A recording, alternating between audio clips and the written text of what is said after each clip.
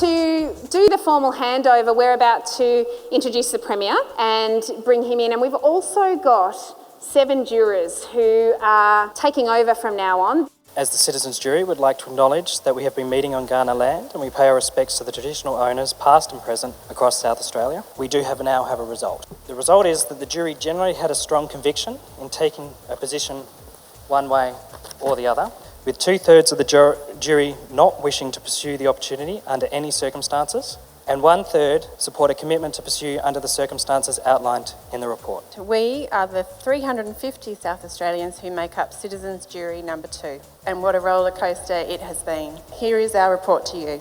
Many jurors have expressed concerns around trust. I think it's fair to say that many of the witnesses we heard from believe that the science could support the case for a geological disposal facility.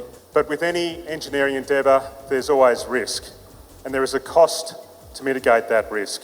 Many believe that the economic risk to the state in going ahead with this waste facility was too strong to proceed.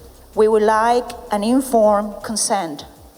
We would like a consultation that is culturally appropriate for the First Nation people, for the Aboriginal people here in Australia. I'm presenting to you on the Minority Report, which was written as an outcome of this to reflect the views and any issues that people within that minority would have had. And the recommendation is to change Section 13 of the Nuclear Storage Facility Prohibition Act 2000 to commission a further economic model. First thing I want to do is to thank you.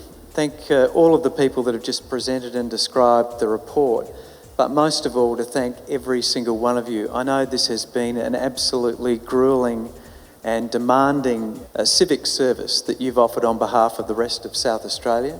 So thank you so much for devoting your time and effort into what has been a very new experiment in democracy, and I think you should all be very proud of yourself and give you a round of applause. Thank you. One of the things that I hear coming through very strongly is the question of trust, or lack of it, in a range of systems, whether it's lack of trust in the economics, lack of trust in government or regulatory bodies to be able to make this work, Aboriginal communities having a lack of trust about what this will mean for them and their people. In a deep way, what this whole process is about trying to restore trust in the political process by thinking of new ways of engaging with citizens. The Citizens Jury have presented a very clear position about their view of the current proposal. Their present view is that the proposal in its current form shouldn't proceed, and that's something that we will now take and consider as part of the decision-making process that the government will involve itself in over the coming weeks and months. We have also to weigh up the 50,000 interactions that we've had with South Australians, including about 30,000 of those which were direct online contributions and about 16,500 which were face-to-face contributions.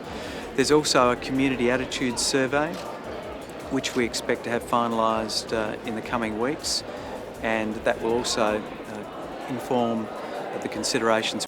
I think everybody in this jury were amazing. I am always humbled by the level of commitment, the sense of responsibility and the level of work that jury members do. They sat at those tables and seriously worked on very hard topics, and I just think they're absolutely amazing. Most of the people were engaged. Even if it's yes or not or whatever is their opinion, they're very much engaged. And I really like it to see that in Australia.